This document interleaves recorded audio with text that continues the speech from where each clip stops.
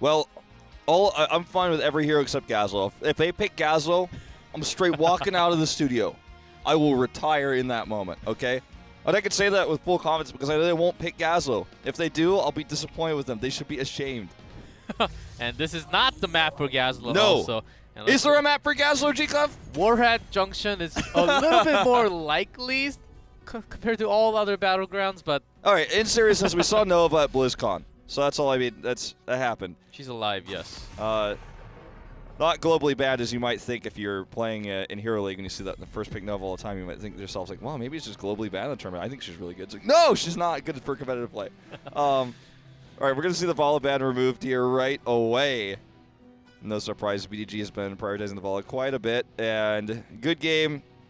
We'll have to make the tough choice here. Second ban right now is so difficult with first pick. First pick does actually have quite a high win rate right now, which is globally. I actually saw Dreadnought tweeting some stats about this. The interesting thing about that is you get first pick when you lose. So, like, there's a lot of that going around. Like, you know, you always get the first pick, but, or, you know, when you lose, but still it has a pretty high win rate comparatively by a few percent. So that's just something to keep in mind because this first pick here, when you take away Zarya, you give away the Tychus. If you take away the Tychus, you give away the Zarya. This second pick rotation here, though, is really where you try to take the edge away from that first pick hero. It may just be an early ETC, or it could be the Malf Ragnaros that we've come to see and expect. And maybe Gul'dan, actually, so prioritizing the wave clear super high up in this draft. With already Tychus removed, I want to make sure they have some consistent wave clear and ranged damage. Yep, instead of focusing on Nochat to play on other heroes when they already banned out Zarya, they could also have taken Falstad instead. Of course, not really the best map for Falstad, but still, we saw a lot of other teams focusing on Nochat's hero pool. Nochat did play over 10 heroes, but he only showed pretty good games only on 2 or 3. So that he was forced to play others. He was just he's not a flex, but he is a flex, but he was forced to be in the flex position for the team because of the choke. That's absolutely true. We've seen that force used to try to choke out Kyocha, for example, in this tournament. It's a very powerful strategy against a player, especially one who's swapped roles recently. We're going to see Diablo get picked up here very early on. In fact, will be the first warrior chosen in this draft, so BlossoM has something prepared with this. I'm going to take Ragnaros with him as well, so they have the double melee. Diablo can do very similarly what ETC can do in roaming around the map, so I imagine they're looking for early game pressure there. You have Tychus, the lane pressure there, that solo target damage. And I think BlossoM will look to ban ETC now in the second ban phase. As you can see, Diablo actually, when chosen, has an incredible win rate, 5-1. One of the heroes actually that we've seen Hooligan use quite a bit. And mostly taken with Tychus on the same team, and also I think most of those stats are from Infernal Shrine especially also. And their GG actually goes out and bans Zeratul instead. I thought they actually wanted to use Zeratul, especially having good. We saw how good can actually turn things around on that Zeratul. Well, the target here onto Nochat again with the Falstad ban highlighted is a wise choice. The Zeratul ban is curious, considering that we already have Ragnaros and Diablo in the field. We do see triple melees right now in Korea. We have been seeing a little bit more of that with a double melee assassin and one solo tank. Ragnaros kind of becomes a tank in some scenarios, but going to be the Falstad ban locked in here. This leaves GG to pick the ETC to kind of counteract some of that early pressure that Diablo's going to be pressuring. And sometimes if you Diablo into an ETC and you look for the pick, because Diablo has to charge so deep in and doesn't have a very effective escape, you can get punished for that. So ETC can kind of counter those early aggressive level 1 to level 3 type rotations. So I like the choice of ETC here. I'm going to take Hammer. They have total control of wave clear and poke, so they have a really strong sieging comp with Moonfire as well on Malfurion. I feel like ETC just rounds this out so nicely. It feels like he just shouldn't be ignored. Yeah, they have strong wave clear, and with roaming power, I think that fits in perfectly. And they need a front line. They need at least 1 or possibly even 2 front line. I think Gul'dan and Sergeant Hammer does the damage. Not really too effective and too much damage during team fights, but for sieging early level pushes, I think those are just perfect right now. Something else to consider is Dahaka. They need a strong solo laner. Thrall as well could be a great pickup for that. Going to be ETC and... It was Sergeant Hammer. Oh, that's right. Yeah, sorry. And ETC. I don't know why I was thinking of the last one. Yeah. The Sergeant Hammer was picked up so early. For some reason, I thought we were finishing the draft here. Whoa. But yeah, I think the last pick will probably be Thrall or Dahaka, looking for a strong solo laner to match up against Ragnaros. For BlossoM here, they're looking for the support, which will likely be Karazim. I know a lot of Western fans out there don't know this, but Uther, the caster who cast at OGN last year, is here as a special guest today, so I'd love to see Uther. I don't think we will, but I don't think maybe we some will. fan service, BlossoM. Come on, give us a... Maybe just put it on the ban and just not ban it. Just have it on there just for the face of it. All right, there's a Karazim. Sad. Li Ming going to round out the damage. That Tychus Li Ming duo has been so powerful in this tournament. All right, either Thrall, Dahaka. Who else we got left? In terms of solo laning, I mean, Chen potentially. We'll still have Varian open. That's true, actually. Team fight and just to have some CCs to target that one focusing, especially when there are just so much damage coming out from other side. I think that's a good option. Varian isn't used with ETC very often. He's more commonly used with Ragnaros paired, or sometimes the Zeratul. Zeratul, you take him away from your opponents, you grab him with Zeratul because it can be a kind of a counter to Zeratul. Varian doesn't really suit this comp as strongly as he would otherwise, but he's still a great hero for that CC you described on such a low cooldown. His solo laning potential, not the strongest. But, I mean, he absolutely can be put in that spot, and so can ETC if he goes stage dive. It's going to be Leoric, looks like, in the solo lane here. A little bit of a European flavor to see him coming in. Not the first time in HGC Korea, but it is the second time Gyocha has used Leoric, but was not the best game for him. No, definitely was not. Well, solid drafts on both sides. I feel like there's a lot of aggression that we're going to see coming out super early with the hypermobility of Karazim to pair with Diablo, Li Ming, and Tychus, and then the ETC on the side of Good Game to try to slow that down. They have the better wave clear. This is going to be a fiery game to start things off. Going into Tomb of the Spider Queen, let's jump into it.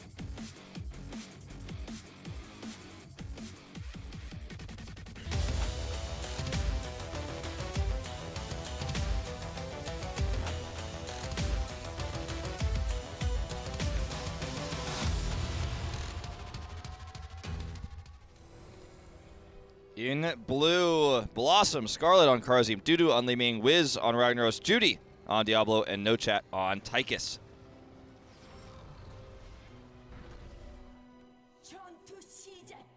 In red, Team GG, BDG on Sergeant Hammer, Jaehyun on Malfurion, Good on Leoric, Hooligan on ETC, Woojae on Gul'dan. Okay, the level 1 here is going to be really interesting. We're going to just see the midpoint meet up. It's going down. It's going down in the mid lane. Hooligan knows his positioning here. Always looking for the flank to get that nice power slide in. He has the ability to escape as well if everyone had committed to his location. And wow, turns out we see a pretty passive level 1 here. One scouting drone wasted there. But otherwise, and not even really wasted, just cleared. Otherwise, this is not really a big trade on either side. Maybe a slight edge to BlossoM, which is good for them because this bot lane and the 4-man rotation is going to be very powerful with all the poke that they have. Diablo is going to struggle to go in because of the ETC pick I was talking about. And BDG is already in range of these cannon towers. It's just a tough lane here for BlossoM. Unless GG has one misstep, it's just going to be a rough one. We see this Tychus top lane again, actually. This is becoming more common in Korea right now with just having Tychus up there alone instead of having your more traditional solo laner. So that's going to be an interesting choice here. We'll see if it pays off. It loses them a lot of damage and a lot of wave clear. Woojae here taking a lot of damage, though. He is going to go down. And the root is just a bit too slow there to save him. And that's the kind of the picks that BlossoM is going to need down here. And having a Tychus solo lane, it's also because they want to focus more power on the bottom, especially when you have a Sergeant Hammer on the other side. As we saw from games yesterday, having more power against in the same lane against Sergeant Hammer doesn't let Hammer push your lane too much. So that's one of the strategies that Korean teams are doing a lot these days. Yeah. It's kind of like, there's not really a term for this right now, but we kind of like to call it lane swapping, as you kind of swap the solo laner. And in this case, Wiz is going to be mid. He's got decent wave clear on the Ragnaros as well, so Ujae's going to respond to that. It ends up being a fairly even game in terms of the lane so far, but the bot lane is pushed in a little bit more, as you guys can see here. It's going to be a fell build as well coming out for Ujae's Gul'dan. He's not going to be committing to the Echoed Corruption, just wants to have that stronger Q here. Yeah, they need more damage, more consistent damage. If you just miss on your Corruption once, that means you do a lot more or less damage over time. And when you especially have a team comp like BlossoM, they have a lot of damage. Let's just take out Diablo from the picture and see. They have no tank. Like the second one will be, the first one after Diablo will be Tychus. Even Tychus, when caught, will be blown up. Li Ming, Karazim, not Diablo, Ragnaros also. So if they really lose on Diablo, who can actually go in all the way in, then GG's gonna have the higher hand, and they need that sustained damage. That's why I was talking about the sustained damage. Yeah, I actually really like the choice to go fell here.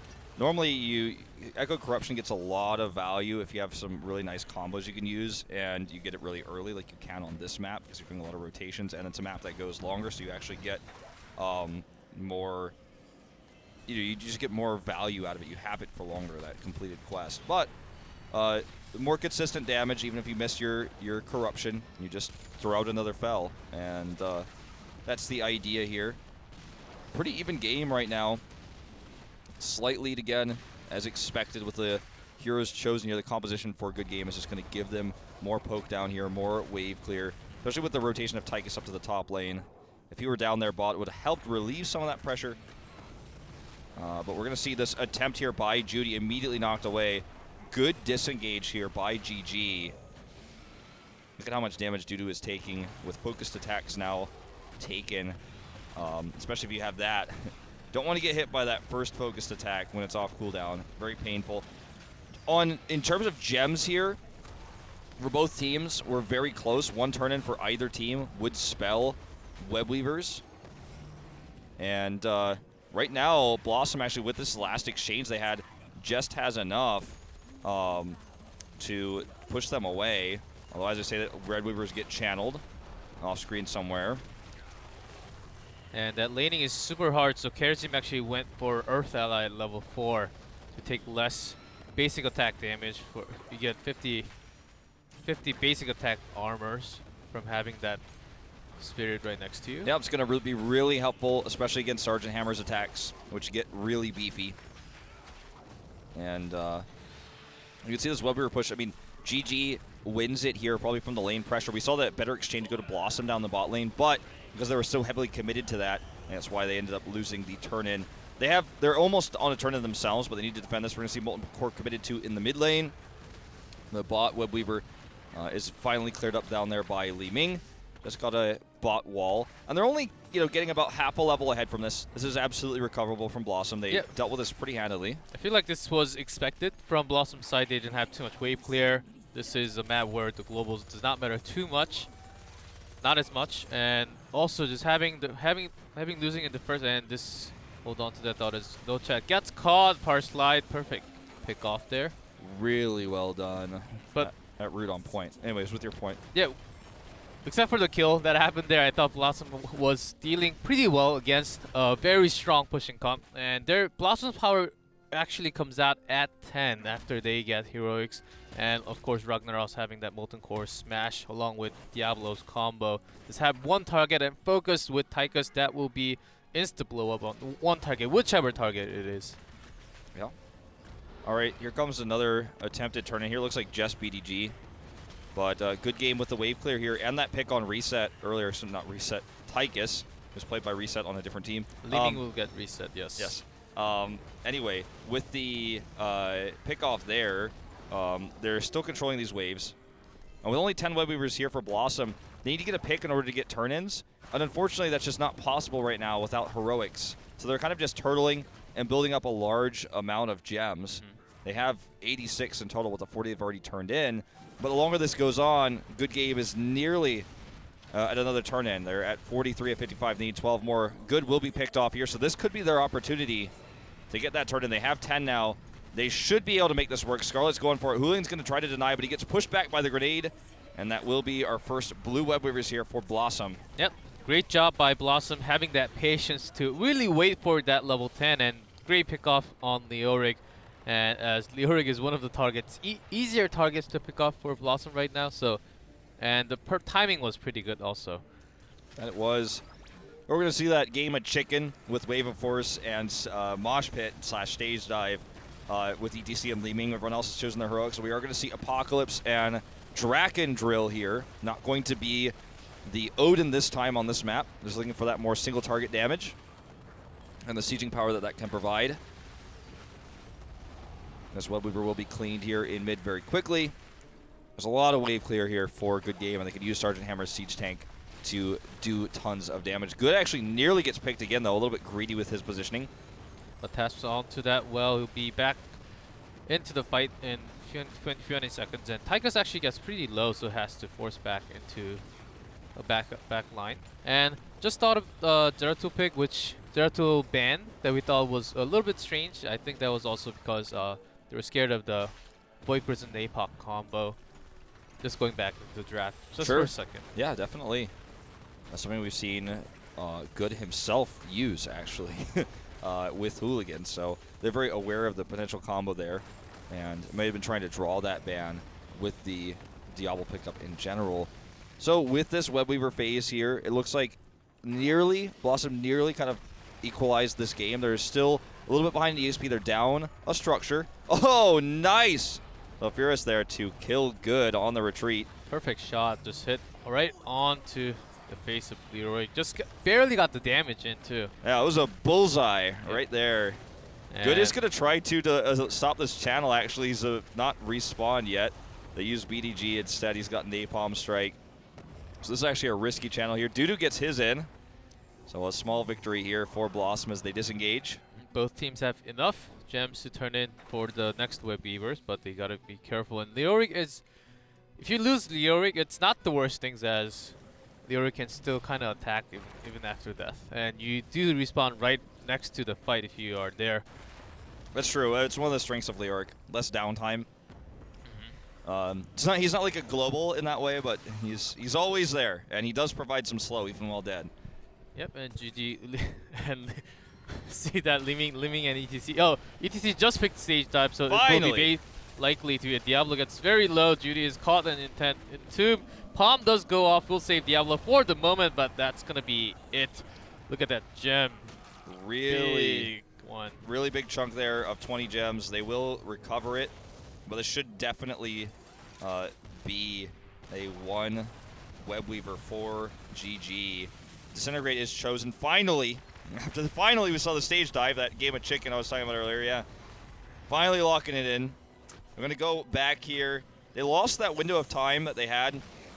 Judy got the insta respawn with no death timer because he had enough souls.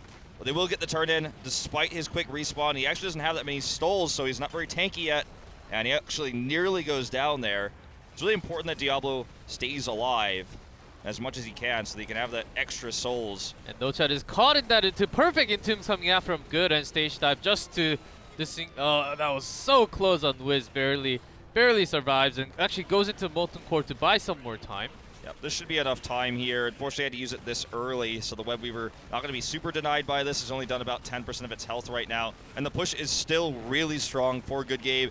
Good actually went to the top lane to push that a little bit as well, not to miss too much EXP. And this is going to be mid-fort down. The bot Web Weaver is kind of null in this position, so that's one thing that BlossoM can breathe a sigh of relief about. But it is going to be BDG going down there to get that soak, so they're not going to miss any EXP, just not going to get a ton of structural damage. And it actually will have to be dealt with eventually as this top fort looks to go down. So basically, with this second push here, GG makes BlossoM fortless. Yep, and a great push, great entombs coming out from Leoric there. Just catching one target is enough. You don't actually have to catch all 5 in there. If you first of all, catching Diablo was perfect without the tank. BlossoM, they can't fight. They have no way of fighting when there's so much damage coming out. GG. If you get caught from 1 CC, you're just done. And Palm also used on there was crucial. I feel like Palm could not have been used, and maybe that could have been better for the fight later on. Sure, it's back off cooldown now, so I mean, as much as your point is valid here, it's not going to matter at the end of all things. This Entomb is really nice to allow even a little bit of extra pushing power. That Webweaver was already down, basically defending the bot fort, which is the weakest fort that Good Game has. So that was, you know, a little bit annoying for them, but actually because it was so far away, BlossoM couldn't chunk down its health. So after the first 2 Webweavers dealt with, that one came. And they have so much pushing power. They have their sieging power, which becomes pushing power with the siege tank and the fell build that we have here, which just allows Wujae consistent poke.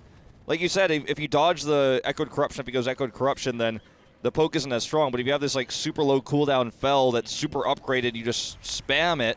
You're going to do a ton of damage to anything that's nearby, and you just have such a good siege with that.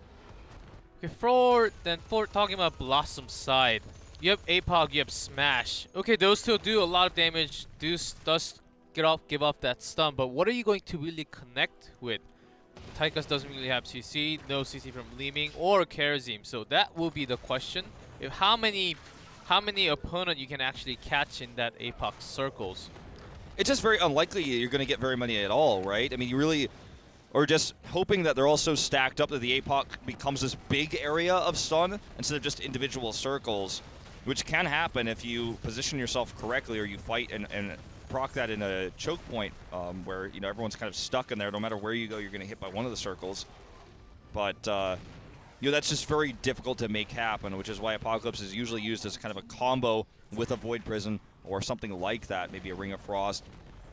And this is a little bit worrisome. Should they have taken Lightning Breath? Hard to say. I still think APOC is a good choice. All right, we're going to see this again. Big Entomb. Here comes the stage dive. Judy is so low already. Gets healed here briefly. They don't waste the Palm. So a good disengage here. Nobody dies. Palm's not wasted. Good defense, but the problem is Webweavers are pushing now. And again, I talked about the siege power of this team. It's incredible. Yeah, but it was a good trade. They traded 3 for 1 here again.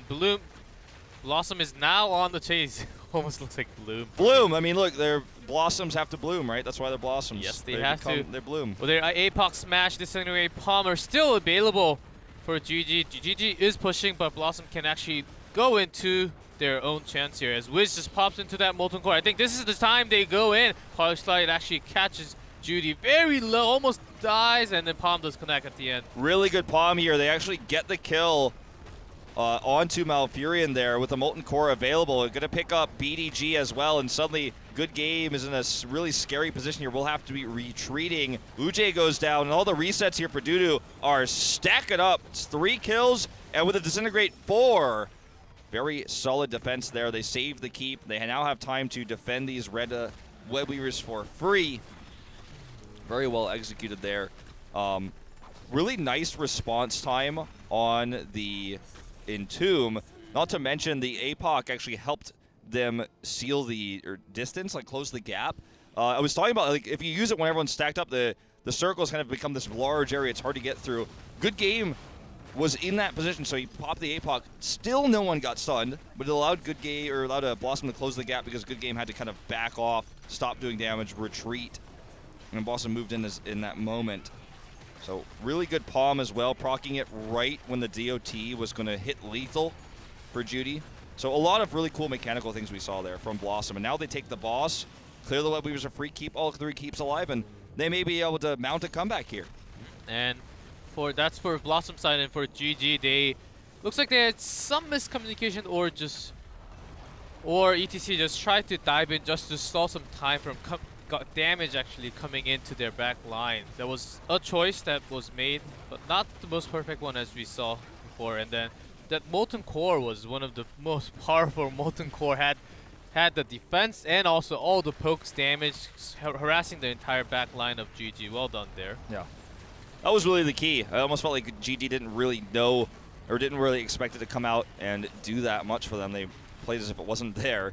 This boss will get cleaned up here before it could even really damage the keep. The Webweavers as well, just going to clear those forts. But with the catch-up mechanic in Heroes of the Storm. Clearing these forts later is going to give them the EXP to kind of be even, nearing 20.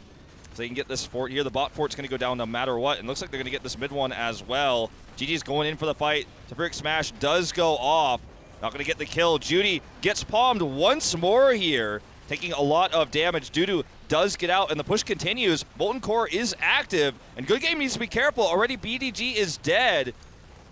And Scarlet has been on point with these palms, man. Yeah, he hasn't really been favoring to play Karazim. He chosen Rehgar a lot of the times over Karazim, so I think a lot of the Korean supports are picking up on that Karazim as the higher ups, the Meriday, Hyde, the crazy mechanical support players are also playing on Karazim. I think they're learning a lot, improving, which you are seeing today from Scarlet. Amazing plays. Yeah, he's played Karazim 4 times more, or rather Rehgar 4 times more than he's played Karazim. He's played Morales twice as often as well.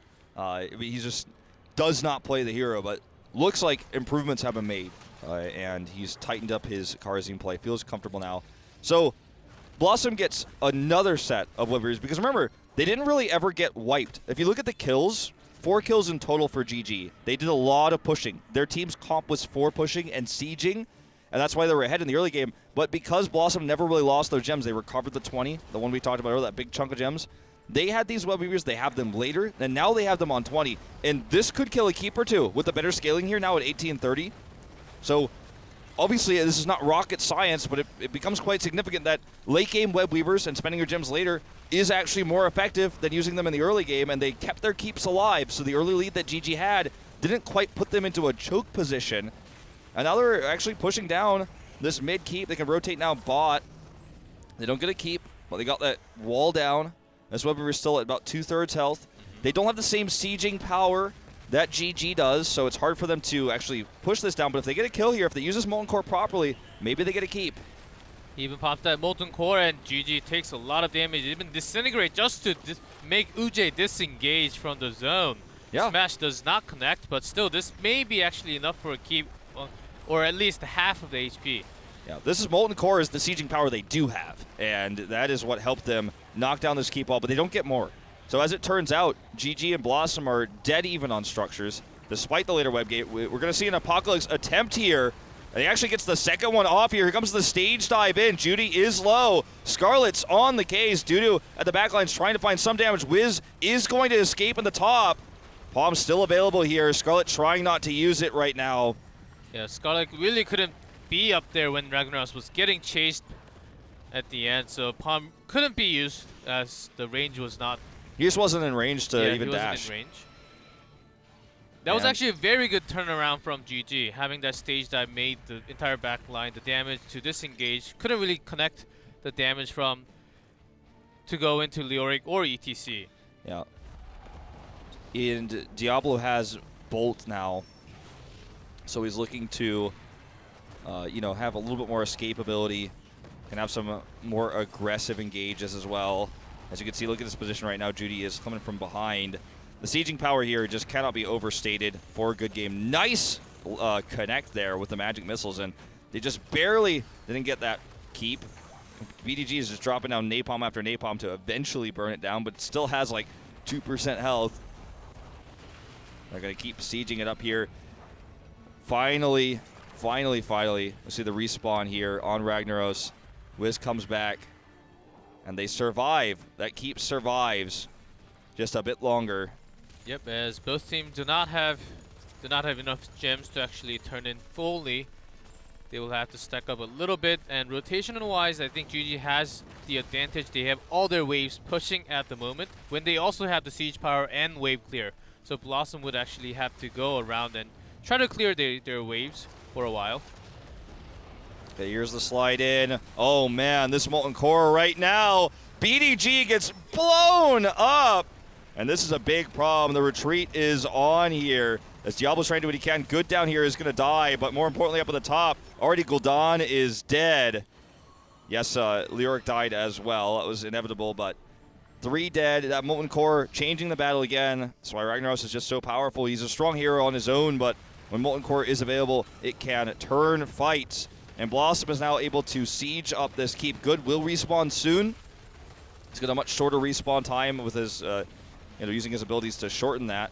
Keep down to half health. Looks like they're gonna get the keep that GG was unable to get. They actually go. They do want to go for core. Molten Core is down for the moment. Hooligan and Jaeon even popping Twilight Dream just to stall some time. Is it gonna be enough? 9 seconds on Leoric and 13:21 for GG. All right, they went for the Storm Shield here. They are going to commit right now. Good does respawn. He's going in on the new chat, but this is already down to 64 health here. No chat looks like he's going to die. And they still just have enough damage here to finish the core. BlossoM will take the win in a pretty big upset here already for them to take game number 1. And everyone's wondering which one of these teams are the better ones. And in names alone, a lot of people are saying BlossoM GG had the more solid record, but BlossoM turned this game around. They kept that keep alive early on and then saved the keep again in that second siege up push. And Molten Core won them consistent fights, which won them in turn the game. I feel like that was a game